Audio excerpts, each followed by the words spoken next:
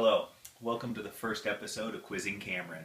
I started these because I answer a lot of questions online from Facebook, Twitter, through email, and I'm always limited with what I can do. I can only write so much in some of these without seeming like I'm writing a book in response to a question, and it's very limiting in regards to Twitter and 140 characters. So I thought this would allow me to elaborate a little bit more and answer some questions in a little bit more depth. So I thought it'd be good to just do these. So if you come up with questions that you want me to answer, by all means just respond to this video.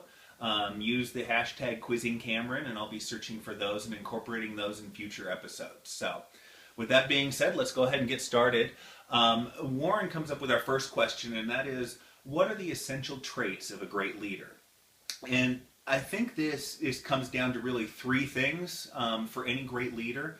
The first is communication. Great leaders are really effective at communication. And that doesn't just mean that they're great at giving keynote addresses and holding debates and standing in front of the entire company, although that is important in some cases. What it really means first and foremost is they're great at listening. They're great at getting that feedback from their team before they make decisions.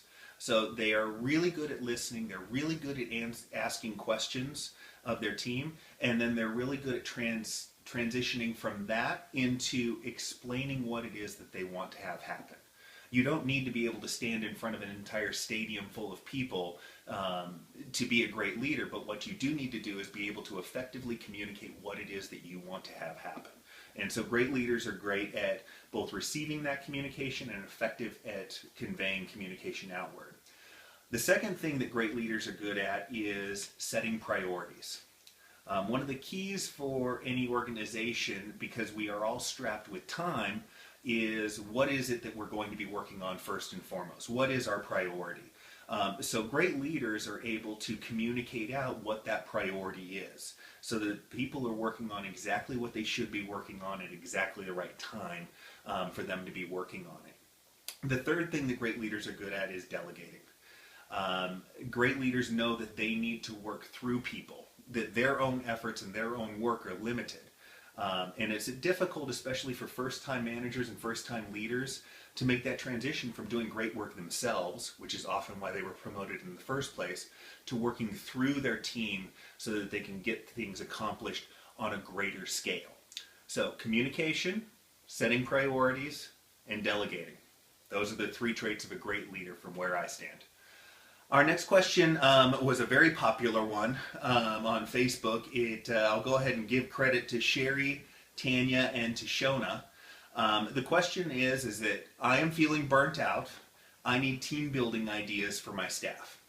A very common occurrence for all of us is that feeling of burnout and needing team building ideas to kind of bring the team together. So the two kind of play off each other a little bit.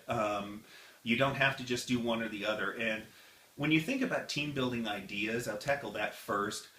You're not limited to those big rah-rah sessions where you go to a rope course, or you're going to the shooting range or playing paintball or something like that. You don't really need to blow the budget. I find that team building actually best takes place in small things consistently done. So, you can, I won't get into a long list of those ideas, but you can Google team building ideas and you will come up with all kinds of them. I've used simple, dress up days at work. Everybody wears red as a way for people to express themselves, feel like they're part of a team, that sort of thing. Holiday parties are something that's essential to kind of break up the monotony, because so much of burnout, and this is why the two kind of play off of one another, so much of burnout is the day-to-day grind, the sameness of the effort that you're putting forth. So if you're taking advantage of the holidays and you're taking advantage of silly little things, it breaks up the day for the team a little bit, and it's a way for them to be, do something together. And that has a lot of impact for the team, as far as, you'll have some people that like a particular activity and are really geared up for it, and you'll have some people that aren't. But those people may like something else that happens down the road. So eventually, over time, you'll get everybody brought into it. The other thing that I like to mention in regards to this for burnout and team building is to leverage success. One thing that I see in organizations over and over again is they simply don't leverage success the way that they should. Your team, your department, your organizational is successful on any number of different fronts, but you tend to take it for granted. You wouldn't have started an activity if you didn't think it was going to be successful. So when you come across success, shout from the rooftops what that success is about. I want to double back one thing I didn't mention in regards to team building is it doesn't have to be elaborate, big like that, but it doesn't have to take a lot of time either. It can be simple 5 to 10 minute exercises that are done at the beginning of a shift or at the beginning of the workday, where you pull everybody together and they do some sort of team building activity. And you can do those every week, every 2 weeks, every day if you really want to hit it hard. But there's a number of ideas on the web, and I won't go into them exhaustively here, but search those out, leverage success, and have some fun. That's what work's about. Our next question comes from Susan, and the question is, what do you do when management holds others to standards they rarely hold to themselves? And we've all had that boss who asks the world of us and doesn't ask the world of themselves by any stretch of the imagination. And I'm not going to sugarcoat it. You could sit there and say, well, you don't understand where what you haven't walked a mile in their shoes. They've ascended to this position, so they're entitled to it. That sort of thing. Most of those excuses are just BS. What you have is you have a leader that, at a bare minimum, could really stand to grow. Leaders emulate the behavior they want to see in their team. And so if they aren't, and if there's that clear discrepancy, if you have to ask that question, then there is a problem with the leader. Unfortunately, there's not a whole lot that you can do to address that. You could sit there and point that out, but I think most of us would agree that that's not going to be the best long-term decision for your career.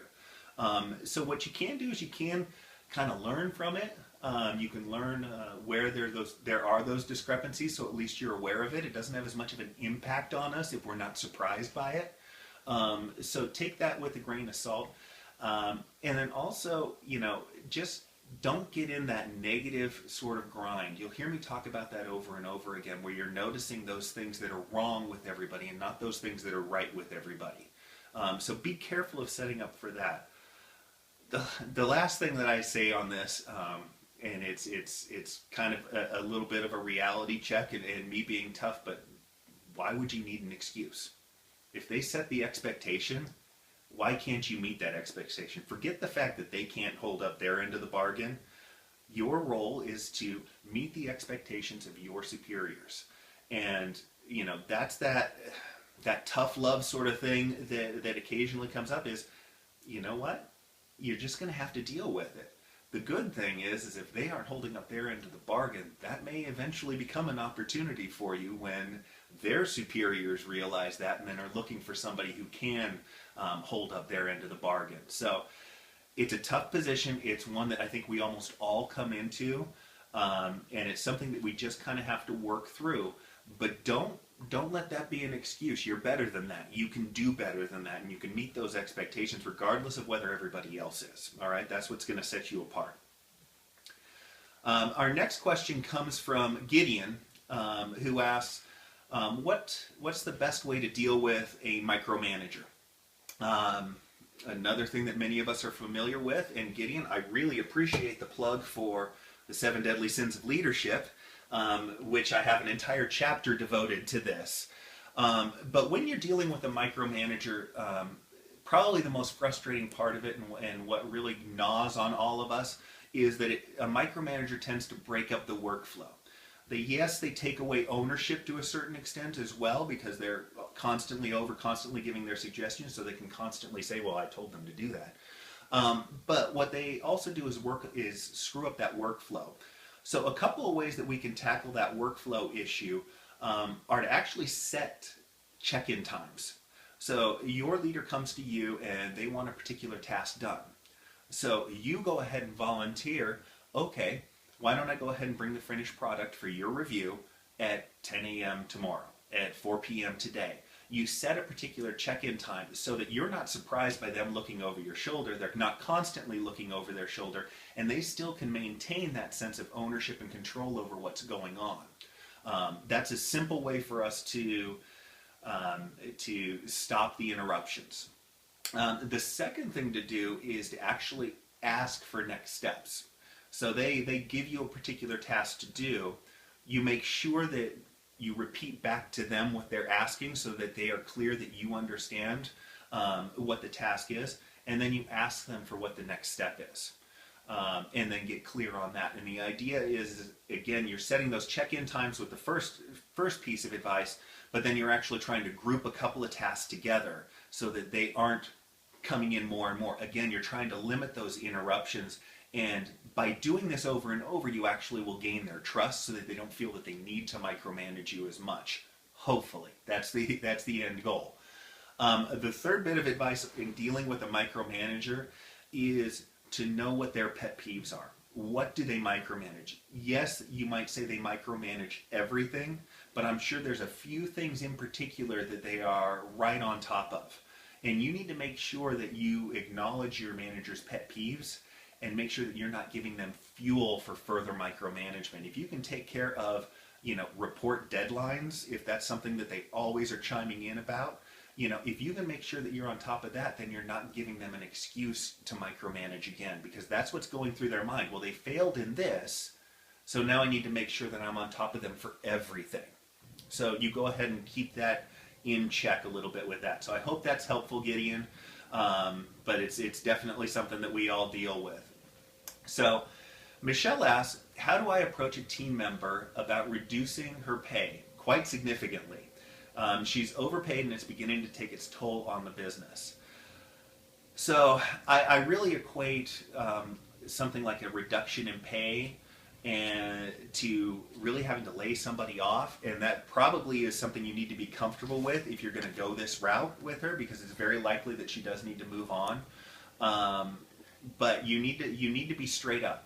Dealing with firing somebody, laying off somebody, these sorts of serious things where there really is no wiggle room on it, you just need to approach it very straightforward. You need to give her the reasons that you're making the decision that you're making, why it needs to take place, why there weren't any other options for it, and tell her that you understand that she's going to be upset by this. Acknowledge the feelings, because she will be, but it shows a little bit of humanity and understanding as well. In cases, I've had kind of the flip side of this before, where somebody's asked for a raise and I've had to turn them down for a raise, and very straight up that, these are the reasons that I'm making this decision. This is why I don't see any other route to go with this.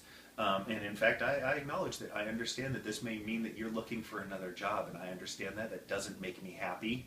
But you need to respect them and not sugarcoat it in any way, shape, or form. That's my best advice. It's a tough spot, so good luck with that. Last question is from Luana. And the question is when management sits on your talent, what do you do about it?